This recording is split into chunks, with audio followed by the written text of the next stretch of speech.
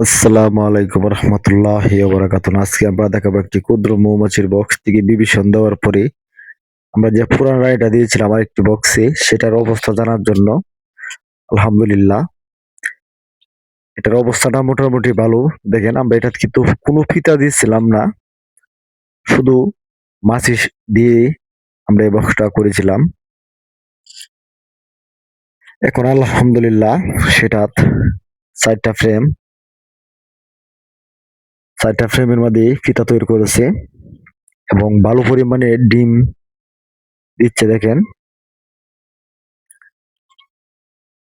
সেহেতু আপনারা যারা এটা নিয়ে সঞ্চয় থাকেন, যেভাবে হবে কিনা, তারা অবশ্যই ভিডিওটা দেখি আপনারা বুঝতে পারবেন। এখন এই বক্সের ভিডিও কিন্তু আমি দেই নাই এখনো, কারণ এটা আমরা বেশি দিন হয় নাই, সর্বোচ্চ 15 দিন হয়েছে আমরা এই বক্সের মধ্যে মাছগুলা দিছিলাম, শুধু রানী দিয়ে, কোনো ফিতা দেওয়া হয়েছিল না। দেখেন, এখন সেটা থেকে কিন্তু শুধু খালি কর্মী মাছি সৃষ্টি হচ্ছে। এটা কিন্তু পুরুষ মাছি না, শুধু কর্মী মাছি।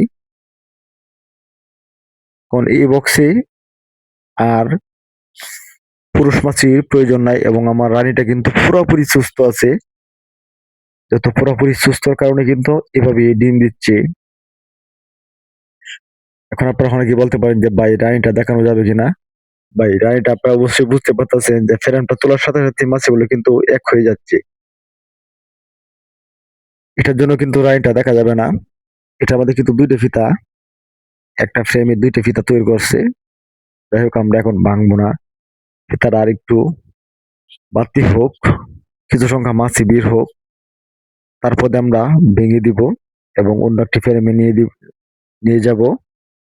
কিন্তু এখন একদম নরম, কারণ যেহেতু বেশি দিন হয় নাই, সেহেতু ফিতাটা কাটার উপযোগী হয় নাই। ফিতাটা কাটার উপযোগী হলে আমরা করে নিব। এবং এ বিষয়ে আপনারা যদি কোনো মন্তব্য থেকে থাকে, অবশ্যই আমাকে কমেন্ট করবেন, আপনাদের উত্তর দেওয়ার চেষ্টা করব।